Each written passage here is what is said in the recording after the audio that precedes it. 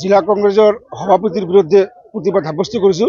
জেলা পরিষদের সভাপতি সম্পর্কে ডক্টর মতিউর রহমান মন্ডল আর বাপ্পিয়ে নিজের ঘরত গোপনীয় বৈঠক করে হাইকমান্ডক নজনাকৈ মতিউর মন্ডল আর ইয়ার লৰা বাপ্পিয়ে নিজে ডিসিশন লৈ মির্জুনা বেগমক জিলা পরিষদের সভানেত্রী হিসেবে নিযুক্তি দিছে, বাছনি করেছে দলীয়ভাবে।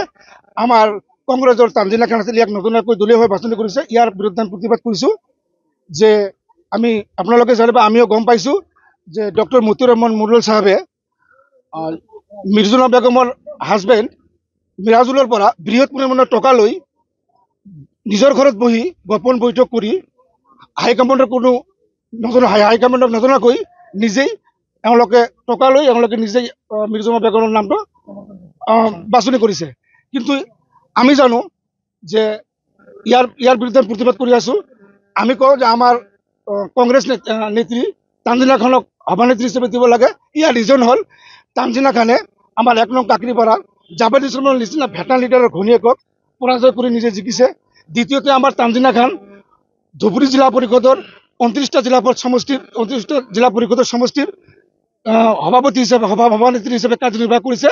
গতিকে আমি গৌরব গগৈ ডাঙৰীয়া আৰ ৰকিল হোসেন ডাঙৰীয়াক বিনম্রভাবে অনুরোধ জানাও যে তেখেতে যেন আমার এই দলীয়ভাবে বাছনি করা মতিউর মন্ডলে বাছনি করা মির্জুনা বেগমের নামটো সলনি করে আমার তানজিনা খানের নামটো যাতে জেলা পরিষদের সভানেত্রী হিসাবে বাছনি করে সেইবুলি আমি আহ্বান জানাইছো বা আৰু বিনম্ৰভাৱে অনুৰোধ জানাইছো। আৰু আমি সুধিছো যে হাইকমাণ্ডে একো নাজানে, হাইকমাণ্ডে দলীয়ভাৱে বাছনি দিয়া নাই, কিন্তু এতিয়া মতিউৰ মন্ডল আৰু বাপ্পি ঘৰত বহি মিৰাজুলৰ পৰা টকা লৈ এওঁলোকে নিজে বাছনি কৰি মিৰ্জুনাৰ নামটো দলীয়ভাৱে এওঁলোকে সভানেত্ৰী হিসেবে নিযুক্তি দিছে। এনেকুৱা হলে আমার 2026 নির্বাচনত আমি আমার কংগ্রেসের অস্তিত্ব নাথাকিব।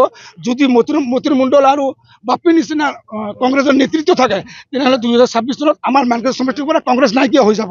গতিকে আমি হাইকমান্ডক বিনম্ৰ অনুৰোধ জানাও যে তেখেতে যেন এই ডিসিশনটো সলনি কৰি আমাৰ তানজিনা খানক জেলা পৰিষদেৰ সভানেত্ৰী হিসেবে দলীয়ভাৱে বাছনি দিয়ে তালৈ আমি আহ্বান জানাইছো। আমার দক্ষিণ শালমার মানকাছর জেলা পরিষদের নির্বাচন পঞ্চায়েত নির্বাচন আপনাদের হয়ে গেছে জানে। আর এই পঞ্চায়েত নির্বাচনত 4জন জেলা পরিষদের ভিতৰত কংগ্রেসে 3খন জেলা পরিষদ দখল করেছে।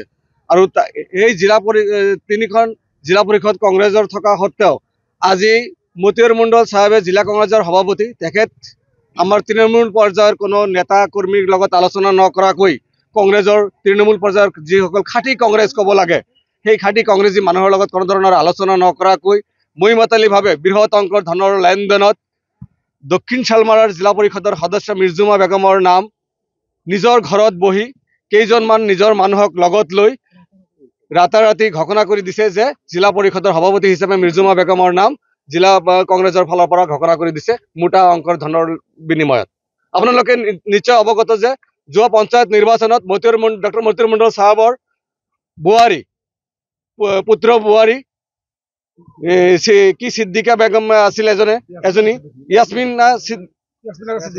আৰা সিদ্দিকী তেখেত নিজে নিৰ্বাচনত জিকিব পৰা নাই। গতিকে তেখেতৰ নেতৃত্বত আমাৰ ইয়াত মানকাছৰৰ কংগ্ৰেছ নচলে। গতিকে আমি তেখেতে যি ঘোষণা কৰিছে সেই ঘোষণাৰ তীব্ৰ নিন্দা জনাইছো, তীব্ৰ প্ৰতিবাদ কৰি আজি আমাৰ জিলা কংগ্ৰেছৰ যিজন সভাপতি ডক্টৰ মতিউৰ মন্ডল আৰু তেওঁৰ পুতেক মহিবুৰ ৰহমান বাপ্পিৰ পুতলিকা দাহ কৰিছো। আৰু তেখেতসকলে ডিক্লেয়াৰ দিয়া ঘোষণা কৰা মিৰ্জুমা বেগমৰ নাম অনতিপলমে এই সিদ্ধান্ত সিহঁতে ঘূৰাই ল'ব লাগে। আৰু নতুনকৈ আমাৰ যোগ্য প্ৰাৰ্থী আছে যিজনে অবিভক্ত ধুবুৰী জিলাৰ পৰিষদৰ সভাপতি আছিল তানজিনা খান ডাঙৰীয়ানীক দক্ষিণ শালমাৰা মানকাছৰ জিলা পৰিষদৰ সভাপতি হিচাপে দলীয়ভাৱে ঘোষণা কৰাৰ বাবে আমি আপোনালোকৰ চেনেলৰ মাধ্যমেৰে আমি গৌৰৱ গগৈ অসম প্ৰদেশ কংগ্ৰেছৰ সভাপতি গৌৰৱ গগৈ ডাঙৰীয়ালৈ বাৰ্তা প্ৰেৰণ কৰিছো। আমি ৰাহুল গান্ধী ডাঙৰীয়ালৈ সৰ্বভাৰতীয় কংগ্ৰেছৰ সভাপতি মল্লিকাৰ্জুন খাৰ্গে ডাঙৰীয়ালৈ আমি আহ্বান জনাইছো আপোনালোকে আমাৰ দক্ষিণ শালমাৰা মানকাছৰ জিলা কংগ্ৰেছত মতিউৰ মন্ডল সাহেব আৰু তেখেতৰ পুতেকে যি ধৰণে কংগ্ৰেছ দলটোক নিজৰ ঘৰৰ দল বনাই নিজে ভূমিয়াকৈ যি সিদ্ধান্ত আজি ঘোষণা কৰিছে এই ঘোষণাৰ তীব্ৰ নিন্দা জনাইছো। আৰু আপোনালোকৰ চেনেলৰ মাধ্যমেৰে আমি অসম প্ৰদেশ কংগ্ৰেছৰ মাননীয় সভাপতি যুৱ কংগ্ৰেছৰ যুৱ সমাজৰ হৃদয় স্পন্দন গৌৰৱ গগৈ ডাঙৰীয়াৰ সবল নেতৃত্বত আমি আশা ৰাখিছো যাতে আমাৰ তানজিনা খান ডাঙৰীয়ানী যিজনে তিনিবাৰৰ জিলা পৰিষদৰ সদস্য পুৰণি অবিভক্ত ধুবুৰী জিলা পৰিষদৰ প্ৰাক্তন সভানেত্ৰী আছিলে গতিকে তেখেতৰ নাম জিলা পৰিষদৰ সভাপতি হিচাপে দলীয়ভাৱে ঘোষণাৰ বাবে আমি আহ্বান জনাইছো তানজিনা খান জিন্দাবাদ যিকোনো খবৰৰ বাবে যোগাযোগ কৰক 7099017330 লগতে 7099017110 নম্বৰত